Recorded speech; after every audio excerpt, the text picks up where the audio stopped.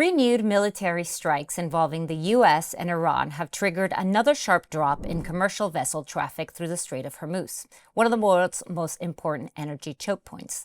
While oil exports continue, shipping companies are navigating a far more complex operating environment, with higher insurance costs, increased security risks, and difficult commercial decisions.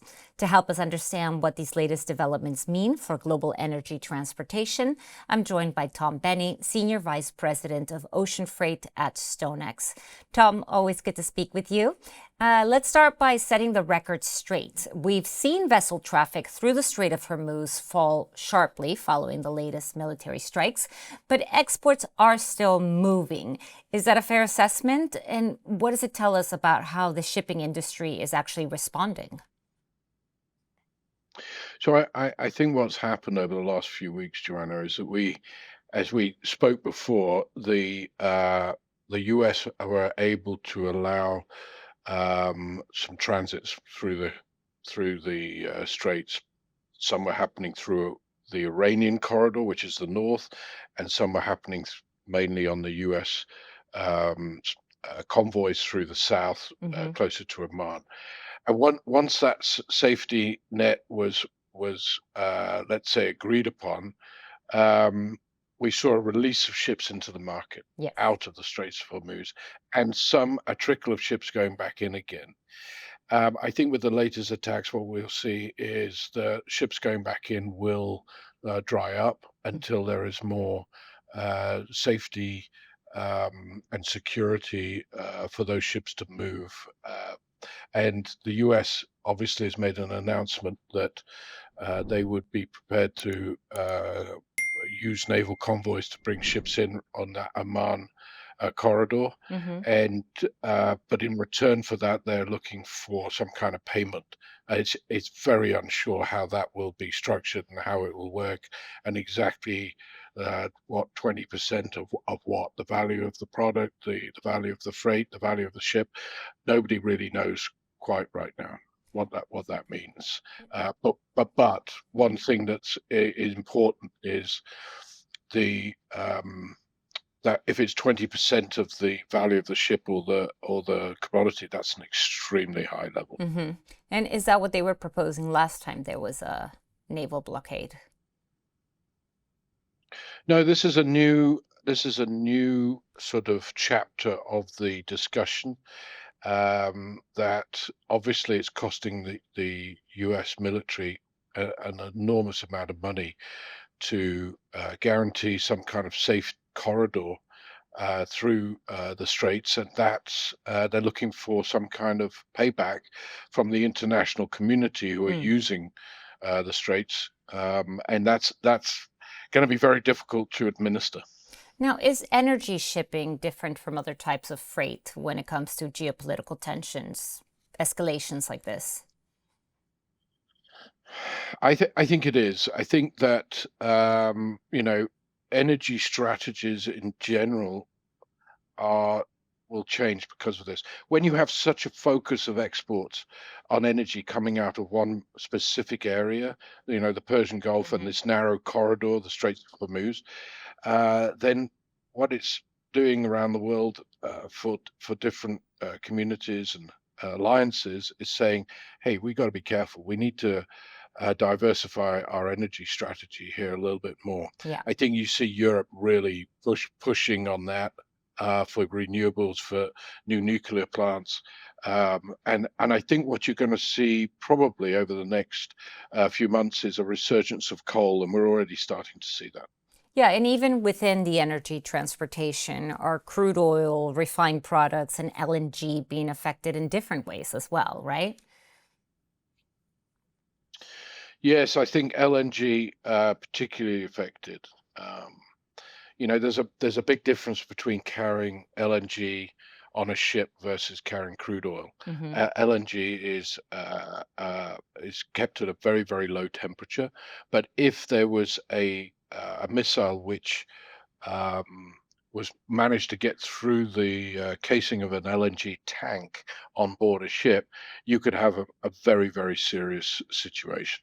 Uh, could be explosive, and more likely you're going to have an incredibly hot and raging fire on board the ship. Very, very dangerous for the crew.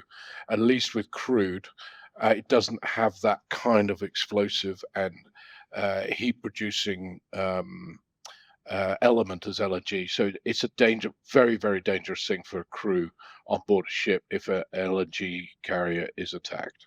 Understood. And beyond the physical movement of cargo, how are higher insurance costs and security risks affecting the economics of energy transportation?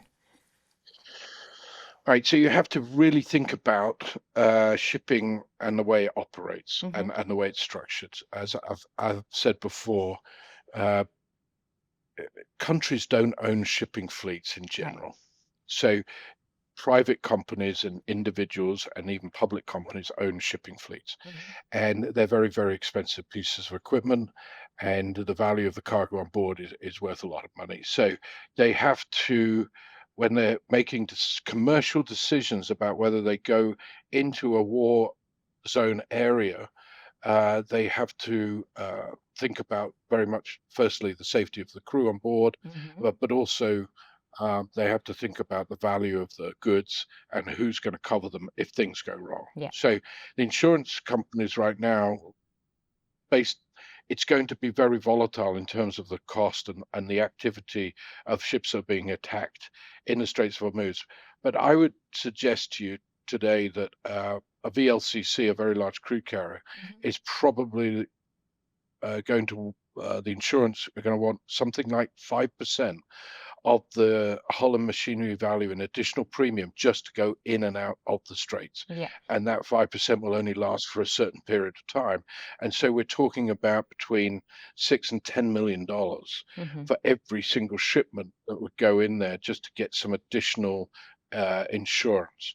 And that's only if they get some kind of security guarantees from the US naval presence there. So it's a very complicated situation. It just explains why normalization, we're a long way away from that. It's a very uncertain situation. People really don't know how to react to it. Companies that own ships don't know exactly what to do, except they will say, okay, if you want me to go in there, I need all these security guarantees and I need additional funds to do this trade.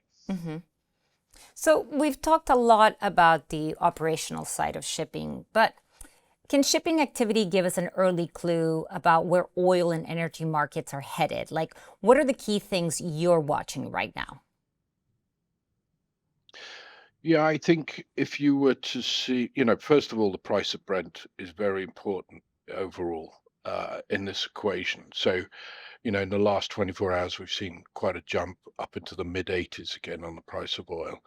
And I think that tells us in general what the world thinks about the supply of oil into the market. Hmm. I watch very carefully, certainly the what they call the dirty crude tanker rates, because that will be an indicator of additional demand. So if we start to see ship owners and companies much more comfortable about being able to go in and out of the Straits of Hormuz, Hmm. then we will see VLCC rates jump quite considerably because they now need to pull those ships into what is a very delicate area Hmm. and provide those additional funds that I talk about. Yeah.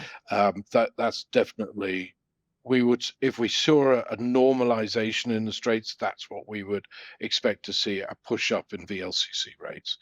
I'm also watching very carefully reports around China and what it's doing with its refineries and because that will determine the demand for crude. China is the biggest um, importer of crude in the world. It's put restrictions on its exports of clean products. Those restrictions are starting to be loosened now. But if we suddenly have a complete normalization of the refinery business in China, then we should see very much an increase in the shipment pace into China Yeah. and I think a little bit uh, off the side and a curveball is coal. Watch coal Mm. because with LNG problems in the LNG supply, particularly into Europe Yeah. and into Asia, you are going to see increasing coal demand, and I think the price of coal is reflecting that. and we can see quite a jump in the demand for coal in the next 2 to 3 months prior to the winter season, because Of we course, should be heating. now stocking up prior to the cold winter. Yes. And the last thing I've talked about before, but I think is very relevant, is watch out for Panama Canal congestion, because that's going to have, I think, quite an impact overall on the movement of clean products out of the US into Asia, and also, um, you know, we have to be very careful of this El Nino effect, which we talked about previously, Yes. because that can really restrict the amount of tonnage in the market. Understood. Tom, thank you again for joining us and for all your insight. And thank you to our viewers for watching. For more financial content, don't forget to like and subscribe to our channel.